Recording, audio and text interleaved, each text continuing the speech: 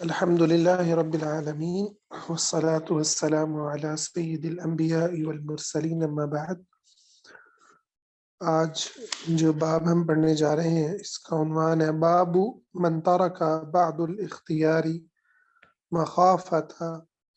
أن يقصر فهم بعض الناس عنه فيقعوا في أشد منه. اس ڈر سے بعض باتوں کو بیان نہ کرنا یا ان پر عمل نہ کرنا، عمل کو چھوڑ دینا، بیان کو چھوڑ دینا کہ لوگ اس کو سمجھنے میں غلطی کریں گے اور اس کے نتیجے میں وہ اس سے بڑی گناہ میں، اس سے بڑے نقصان میں واقع ہوں گے. ہمارے ہاں نا ایک آج کل یہ بہت زیادہ اس کو یوز کیا جاتا ہے کہ جب یہ بات کتابوں میں لکھی ہوئی ہے تو اس کو پھر علماء چھپاتے کیوں ہیں، ٹھیک ہے، اور اس کو بیان کیوں نہیں کرتے. تو یہ بالکل ایسے ہی اس کی مثال ہے جیسے جو ہے وہ میٹرک کے بچے کے ہاتھ میں نا میڈیکل کی کوئی بک لگ جائے اور وہ پھر اس کے بارے میں رائے دیتا پھرے کہ جی اس کے اندر تو یہ والا نقطہ بھی لکھا ہوا ہے، یہ والا پوائنٹ بھی لکھا ہوا ہے. تو ڈاکٹر جو ہیں وہ اس کو تو بیان ہی نہیں کرتے ہے نا، اور اس والی بات کو جو ہے وہ پریکٹس کر رہے ہیں. تو یہ ایک بڑا فتنہ ہے جو اس وقت پایا جاتا ہے. یعنی دو انتہائیں ہیں. ایک انتہا تو وہ ہے جو کہتی ہے کہ قرآن کو ہاتھ ہی نہ لگاؤ، ترجمہ کے قرآن کے ترجمے کو بس برکت کے لیے پڑھو اور باقی آپ علماء کے پیچھے آنکھیں بند کر کے چلو. ٹھیک ہے، جو بالکل ہی تفکر، تدبر، انسانی عقل، انسان کی اللہ تعالیٰ نے جو اس کو صلاحیت دی ہے اس کا انکار کر دیتی ہے. اور دوسری انتہا یہ ہے کہ دین کا جو علم ہے یا دین کے جو گہرے اصول ہیں ان کی کوئی حیثیت نہیں ہے. کوئی بھی آدمی ترجمے والی کوئی بھی کتاب پڑھ لے، اس سے حدیث پڑھ لے، اس سے قرآن کی آیت پڑھ لے، اس کے بعد اس کو حق حاصل ہو جاتا ہے کہ وہ اب جو ہے وہ فتویٰ بھی دے، وہ اپنی تبلیغ بھی کرے، وہ جو مرضی اس سے نکال کے جیسے مرضی بیان کرے، جبکہ حق ان دونوں کے درمیان میں ہے. عام آدمی کو قرآن اور حدیث کو ضرور پڑھنا چاہیے، سمجھنا چاہیے، سیکھنا چاہیے اور اس کی دعوت بھی دینی چاہیے. جو بنیادی باتیں ہیں، نیکی کا حکم، برائی سے روکنا چاہیے. لیکن دین کی وہ باتیں یا وہ چیز، قرآن کی وہ تشریح یا حدیث کی وہ تشریح کرنا کہ جو امت نے امت کے ابتدائی لوگوں نے، صحابہ، اہل بیت نے نہیں کی، تابعین، تبع تابعین نے نہیں کی،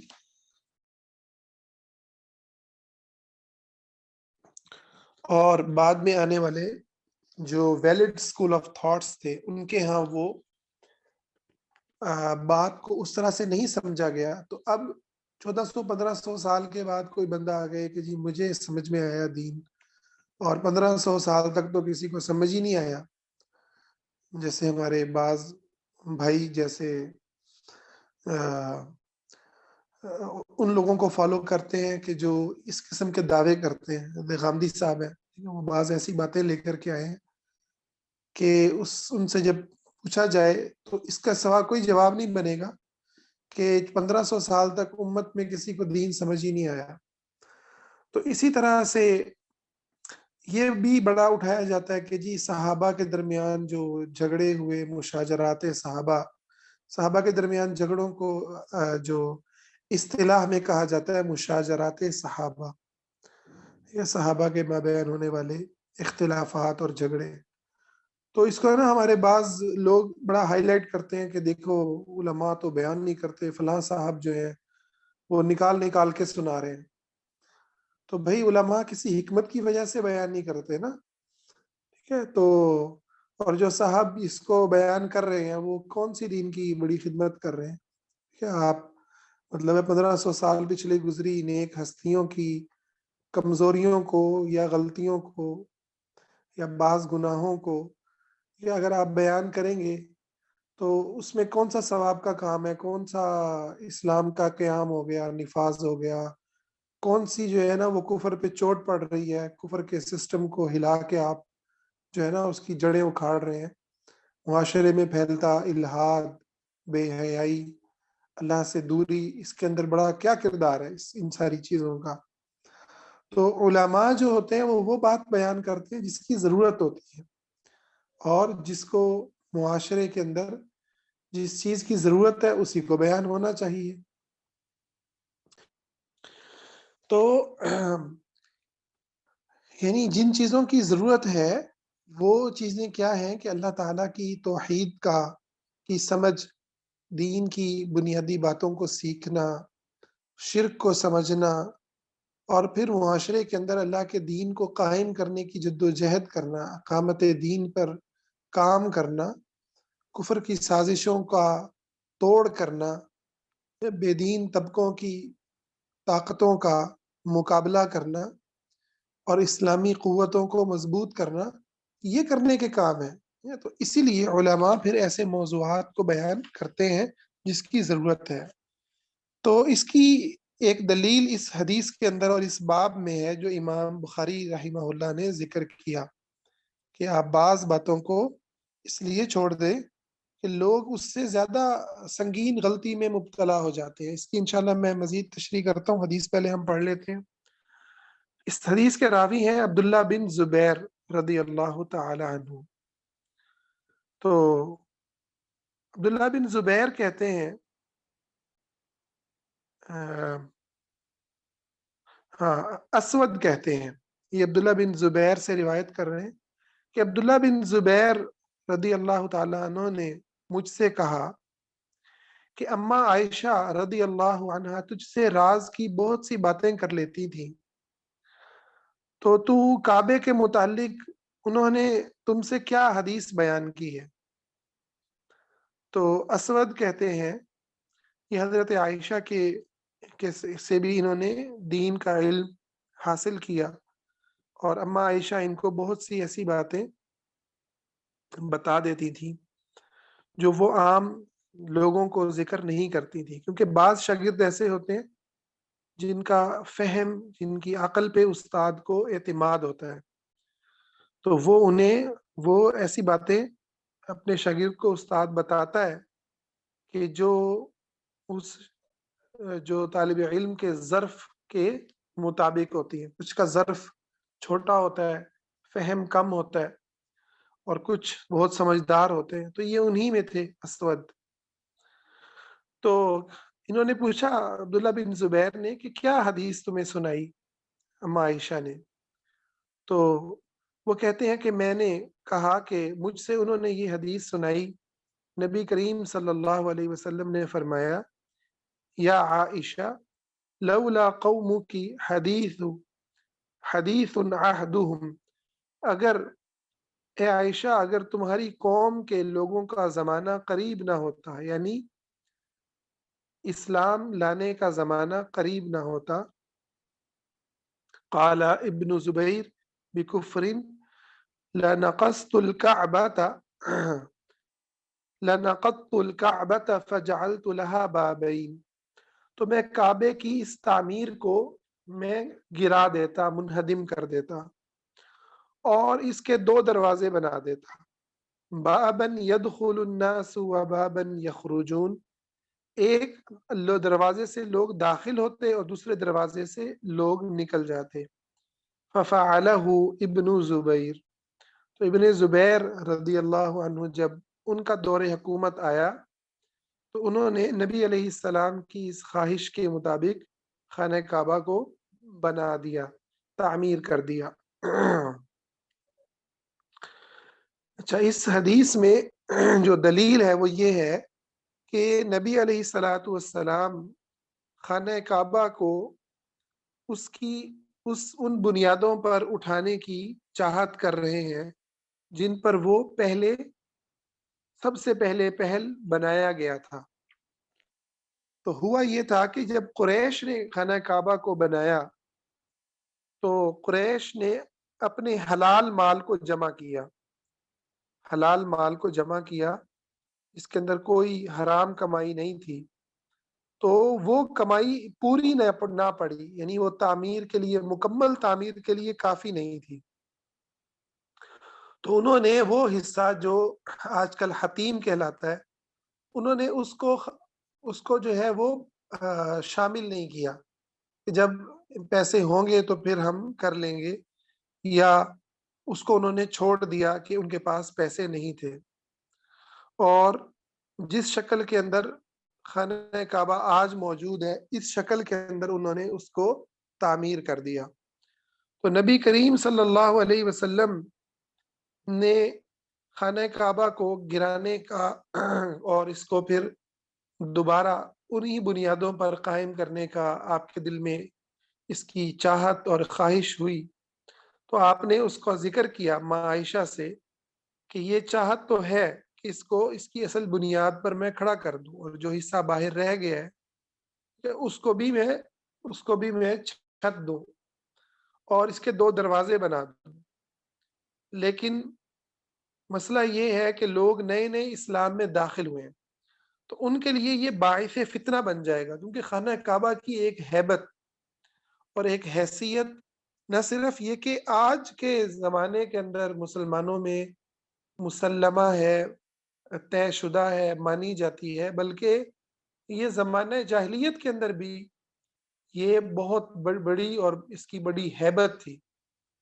اللہ تعالیٰ آپ سب کو خانہ کعبہ کی زیارت نصیب فرمائے، طواف اور عمرہ اور حج نصیب فرمائے۔ آپ جب جائیں گے تو آپ بڑا حیران ہوں گے کہ اس مقام کی بڑی ہی ہیبت اور ایک بڑا ہی اس کا بلند درجہ ہے۔ دنیا کے کونے کونے سے اللہ پہ ایمان لانے والے وہاں پہ جمع ہوتے ہیں، اللہ کی عبادت کرتے ہیں۔ تو آپ نے اس وجہ سے کہ لوگ یہ نہ کہیں کہ یعنی ان کے دلوں میں ہیبت اور مقام تھی، تو ان کے دلوں میں کہیں وہ ہیبت جاتی نہ رہے، یا وہ حضور کے بارے میں کوئی بدگمانی نہ کریں کہ یہ کیا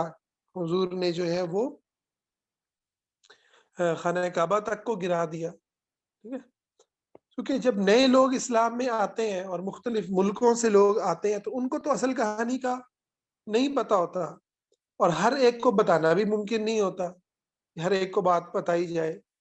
کہ یہ پہلے اصل بنیادوں پر تھا۔ لوگوں نے سال ہا سال، قریش نے کب نبی علیہ الصلوۃ والسلام کی نبوت سے پہلے قریش نے وہ تعمیر کی تھی، تو کب سے وہ بنا ہوا تھا، تو حضور علیہ الصلوۃ والسلام نے اسی لیے اس کو اسی بنیاد پر رہنے دیا۔ اس سے پتہ چلا کہ ہر حق بات کے اوپر عمل کر دینا، فوراً پریکٹس کر دینا، یہ جو ہمارے یہاں پایا جاتا ہے نا کہ صحیح ہے تو بس اس کو فوراً کر دیں، یہ درست نہیں ہوتا۔ ٹھیک ہے، اس کے اندر اسی لیے کہتے ہیں کہ کچھ بزرگوں سے، بڑوں سے، عالم سے، سمجھدار لوگوں سے مشورہ ہونا چاہیے۔ اگر تو اس حق پہ عمل کرنے کے نتیجے میں اس سے بھی بڑا نقصان، اس سے بھی زیادہ شر پیدا ہو جائے، ٹھیک ہے، اور جو ہے کفر کا بھی خدشے پیدا ہو جائیں، تو اس صورت میں اس حق کو جو ہے وہ مخصوص لوگوں تک تو ضرور زندہ رکھا جائے گا۔ اس لیے حضور علیہ السلام نے دیکھیں اس کو یہ نہیں ہے کہ بالکل بیان ہی نہیں کیا، اس چاہت کا اظہار ہی نہیں کیا،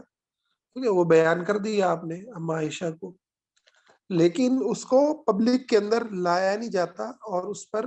عمل بھی نہیں کیا جائے گا، ٹھیک ہے، جب تک کہ وہ سارے مفاسد جو ہے یا نقصانات کے اندیشے جو ہیں وہ ختم نہ ہو جائیں۔ البتہ اگر حق ایسا ہے کہ جو بنیادی اسلام کی فلسفی سے متعلق ہے، ٹھیک ہے، تو اللہ کی توحید سے متعلق ہے، ایک بندہ شرک کر رہا ہے کھلم کھلا خدا کے ساتھ، ایک بندہ نمازیں ہی نہیں پڑھتا، ایک بندہ سود کھا رہا ہے، زنا کر رہا ہے، کھلم کھلا گناہوں کا ارتکاب کر رہا ہے، آپ کہے جی حکمت یہ ہے کہ اگر اس کو اب بتایا جائے میرا تو گھر ٹوٹ جائے گا، میرا تو یہ ہو جائے گا، تو یہ اسلام نہیں اس طرح کے وہ فلسفے مانتا۔ یہ بات ہو رہی ہے ایسی چیزوں کی کہ جو بنیادی نوعیت کی نہیں ہے، ٹھیک ہے نا، فرض نہیں تھا خانہ کعبہ کو اس کی وہ جو حصہ باہر ہے اس کو شامل کیا جائے، فرض ہوتا تو حضور سے زیادہ بہادر کوئی بندہ ہی نہیں تھا، آپ کی تو ساری زندگی ہی حق کی گواہی پر مبنی ہے، اور آپ نے کیا کیا ہے؟ کفر کی جو ہے اس کو توڑا ہے، رسموں کو، اور اسلام کی جو سچائی ہے اس کو آپ نے قائم فرمایا، چاہے وہ مذہبی حوالے سے ہو، یعنی بلیفز کے کی فیلڈ میں ہو، نظریات کی فیلڈ میں ہو، یا معاشرتی حوالے سے ہو۔ آپ نے سود کو حرام کر دیا، آپ نے شراب کو حرام کر دیا، اور وہ زمانے کے دو بڑے فیشن تھے ان کے، معاشی اور معاشرتی، ٹھیک ہے۔ آپ نے زنا کی جو جتنی بھی شکلیں تھیں سب کو حرام کر دیا۔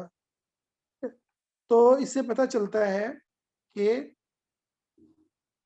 اگر تو دین کی بنیادی چیزیں ہیں، ٹھیک ہے، جو اٹیچ ہے کوئی مسئلہ، تو اس صورت کے اندر اس میں مداہنت نہیں ہوگی، اس میں چھپایا نہیں جائے لیکن اگر ایسی چیز ہے کہ جس کے اندر گنجائش ہے تو ضروری نہیں ہے کہ اس کے اوپر عمل کیا جائے، بلکہ اس میں دیکھا جائے گا کہ اس کا کیا فائدہ اور کیا نقصان ہے۔ اچھا، اسی طرح سے آپ دیکھیں کہ اب میں بات کرتا ہوں کہ عصر حاضر میں یہ جو مشاجرات صحابہ کا مسئلہ ہے، اس کو اٹھانے سے یعنی کیا نتائج اور کیا لوگوں کے ذہن کے اندر، خاص طور پر ہمارے کلچر میں، ہمارے ہاں لوگ جو ہیں وہ بلیک اینڈ وائٹ چیزوں کو دیکھتے ہیں، ٹھیک ہے نا، ان کو اور کلرز نظر ہی نہیں آتے۔ کسی سے محبت کرتے ہیں تو اندھی کرتے ہیں، دشمنی کرتے ہیں تو بھی اندھی کرتے ہیں۔ تو صحابہ کے لیے آپ دیکھیں جب وہ جذبات میں آتے ہیں تو ان کو بعض تو معصوم تک بنا دیتے ہیں، ان کے بارے میں یہ سوچنا کہ صحابہ سے کوئی گناہ ہوا ہو، کسی صحابی سے کوئی خطا ہوئی ہو، کسی صحابی سے کوئی غلطی ہوئی ہو، یہ تو ایسے لگتا ہے جیسے پتہ نہیں ہم کافر ہی نہ ہو جائے، ہے نا۔ اور اس کے لیے جو ہے وہ نعرے اور جذباتی قسم کی باتیں، اور وہ پورا ایک آپ کو ماحول نظر آئے گا معاشرے میں۔ اچھا، دوسری طرف جو ان کی غلطی کو دیکھتے ہیں، ٹھیک ہے نا، اصل میں تو وہ کسی اور مار پہ ہوتے ہیں، وہ ان سے نفرت اور دشمنی، اور ان کے ساتھ جو ہے ان کچھ تو کافر کہنا شروع کر دیں گے، نعوذ باللہ، ان ہستیوں کو جن کے ایمان کی گواہی خدا نے دی ہے، اور جن کا ایمان اگر ایمان نہیں ہے تو پھر کسی کا بھی ایمان نہیں ہے، کیونکہ ان کے ایمان کے قابل یقین ہونے کی گواہی خود رب تعالیٰ نے دی ہے، اور یہ دین تو پہنچا ہی ان ہستیوں کے ذریعے، چاہے وہ اہل بیت ہے، چاہے وہ حضرات صحابہ ہیں۔ تو جو اب ان کو دیکھتے ہیں کہ ان کے اندر یہ کوئی کسی بھی پہلو سے کوئی کمزوری ہے، کوئی ان کے آپس کی اختلافات ہیں، تو اس بنیاد پہ نعوذ باللہ ان کے بارے میں بدگمانیاں اور بد زبانیاں، ٹھیک ہے نا، اور کہیں پر، یعنی میں تو کسی بزرگ کا نام نہیں لینا چاہ رہا، لیکن آپ دیکھ لیں اس وقت جو مارکیٹ کے اندر جو سچویشن ہے، مذہبی مارکیٹ کے اندر، ٹھیک ہے نا، کہ کس طریقے سے جو ہے وہ لوگوں کو اشتعال دلوایا جاتا ہے دونوں فریق پہ۔ تو درمیان میں ان کو یہ سمجھنا کہ وہ ایک انسان تھے، ہے نا، وہ اعلیٰ درجے کے مسلمان بے شک تھے لیکن انسان تھے، اور جب کوئی انسان ہوتا ہے تو اس سے خطائیں بھی ہوتی ہیں، کمزوریاں بھی ہوتی ہیں۔ ان کے اندر کچھ وہ ہیں جو عشرہ مبشرہ ہیں، کچھ وہ ہیں جو خلفائے راشدین ہیں، جنگ بدر میں شامل ہونے والے ہیں، ٹھیک ہے، اور مہاجرین ہیں، کچھ انصار ہیں، کچھ فتح مکہ سے پہلے ایمان لانے والے، کچھ بعد میں ایمان لانے والے، ان کے درجات ہیں۔ اس چیز کو کوئی نہیں دیکھتا، بس جہاں پہ صحابی نام آ گیا دونوں فریق پاگل ہوتے ہیں، یا جو ہے وہ محبت میں ایسے پاگل ہوں گے کہ ان کی کسی بھی کمزوری کو، چاہے وہ حضور علیہ السلام نے ہی کیوں نہ بیان کی ہو، حدیثوں میں کیوں نہ آئی ہو، امت نے اس کو جو ہے، امت کے علماء نے ہی اس کو قبول کیوں نہ کیا ہو کہ بھئی یہ کمزوری تھی فلاں صحابی میں، تو اس کے باوجود آپ دیکھیں گے کہ وہ بھڑک بھڑک کے بندہ جو ہے نا وہ دوسرے کے منہ کو آئے گا، نوچے گا کہ جی یہ تم بات کیسے کر رہے ہو، ٹھیک ہے نا۔ اور دوسری طرف جو کمزوریوں کو دیکھتے ہیں وہ آپ دیکھیں، وہ نعوذ باللہ گستاخیوں پہ، بد زبانیوں پہ، بد کردار جو ہے ان کا، جو گندا چھپا ہوا دلوں میں نفاق اور کفر ہے، وہ زبانوں سے نکلنے لگ جاتا ہے، نعوذ باللہ۔ تو اس لیے یہ موضوع ایسا ہے جو کم از کم اس حدیث کی روشنی میں سمجھتا ہوں اس پر ہمیں اس کی ڈیٹیل کے اندر گھسنا اور بہت جا کے اندر اس میں مدانیاں پھیرنا یہ درست نہیں ہے۔ ہم ایمان لاتے ہیں مجمل طور پر کہ اللہ اپنے نبی کے تمام صحابہ سے راضی ہے، اور ان صحابہ کے اندر خلفائے راشدین سب سے بلند درجے اور مقام والے ہیں، اور اہل بیت صحابہ کے لیے بھی، تمام صحابہ کے لیے اہل بیت خود بہت ہی مکرم اور محترم گھرانہ ہے، ٹھیک ہے۔ اللہ بہتر جانتا ہے کہ اس کا کتنا مقام ہے۔ البتہ اہل بیت صحابہ کی آنکھوں کا تارا ہے، اور اہل بیت صحابہ کے لیے محترم اور مکرم ہے، چاہے ابو بکر ہو، عمر ہو، عثمان ہو رضی اللہ عنہم اجمعین۔ ان سب کے لیے اہل بیت نبوی جو ہیں وہ بلا ہی بلند مقام رکھنے والے ہیں، سیدنا علی، سیدنا فاطمہ اور دیگر اہل بیت، حسن و حسین رضی اللہ عنہما۔ تو مجمل ہم ایمان رکھتے ہیں جو ان کی فضائل کے اندر آیا ہے، اور جہاں پر ان کی کوئی کمزوری آئی ہے اس کو بھی ہم تسلیم کرتے ہیں، کہ جیسے سیدنا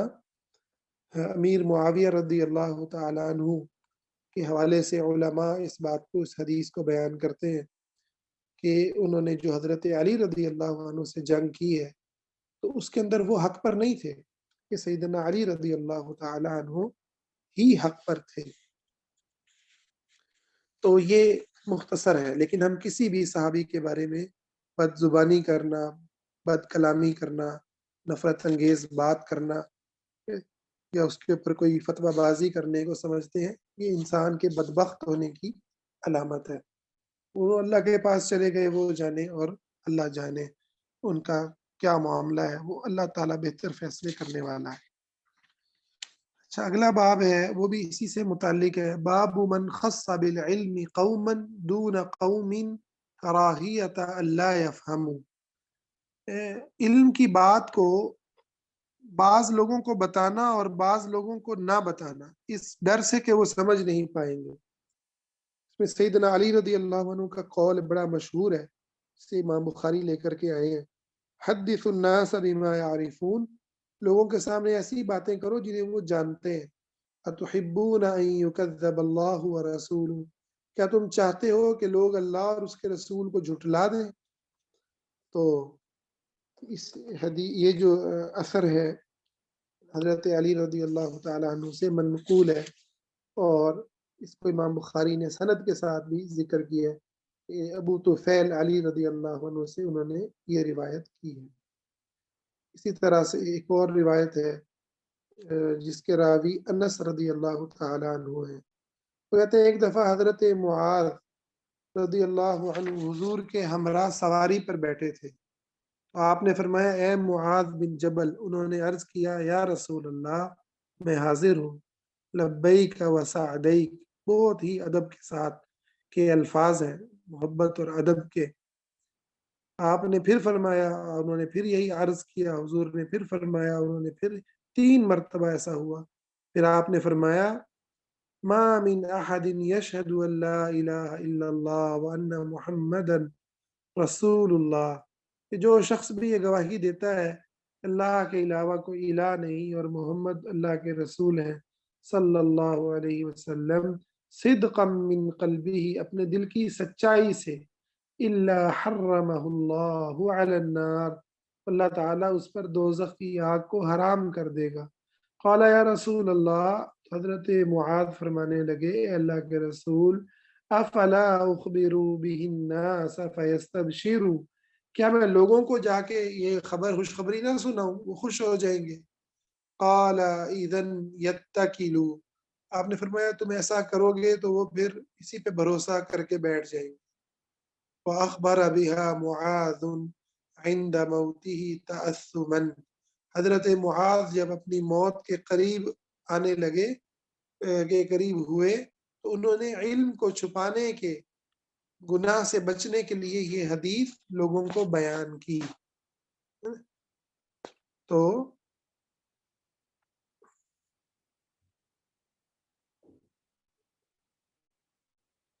یہ دیکھیں کتنی ہی زبردست حدیث ہے، اور اس کو نبی علیہ السلام نے اپنے زمانے میں سیدنا معاذ کو تو سنائی، مگر عام لوگوں کو نہیں سنائی۔ حضرت معاذ کو اجازت بھی نہیں دی کہ آپ جا کے لوگوں کو بتائیں. کس ڈر سے کہ لوگ جو ہے وہ بس پھر کہیں گے کہ ٹھیک ہے جنت تو مل ہی جائے گی، تو لوگ پھر عمل کے اندر سست پڑ جائیں گے یا عمل کو چھوڑ بیٹھیں گے. اسی طرح سے ایک اور حدیث ہے جس کو انس رضی اللہ عنہ روایت کرتے ہیں، تو وہ کہتے ہیں کہ مجھ سے بیان کیا گیا کہ نبی علیہ السلام نے معاذ کو یہ بات بھی فرمائی، من لقی اللہ، جو اللہ سے اس حال میں ملاقات کرے گا، لا یشرک بہ شیئا، کہ اس کے ساتھ کسی کو شریک نہ کرے، دخل الجنہ، تو وہ جنت میں داخل ہو جائے گا. فقال افلا الا ابشر الناس، میں لوگوں کو نہ خوشخبری دوں؟ قال لا، آپ نے فرمایا نہیں، انی اخاف ان یتکلوا، میں ڈرتا ہوں کہ لوگ اسی پہ اعتماد کر کے بیٹھے رہیں گے.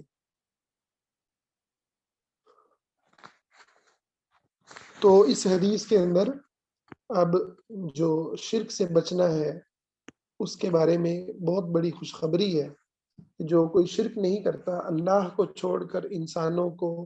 ایسی مشکلات میں نہیں پکارتا کہ جن میں اللہ اکیلا مدد کرنے والا ہے، اللہ کے علاوہ کسی اور کو عالم الغیب،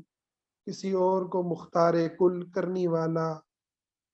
بگڑی بنانے والا، بیماریوں کو سے نجات دلانے والا اگر نہیں سمجھتا، ایک اللہ پہ یقین رکھتا ہے اور اللہ کے دین کو معاشرے کے اندر قائم کرنے کی جد و جہد کرتا ہے، اللہ کی خاطر دوستی اور اللہ کی خاطر دشمنی کرتا ہے، تو یہ شخص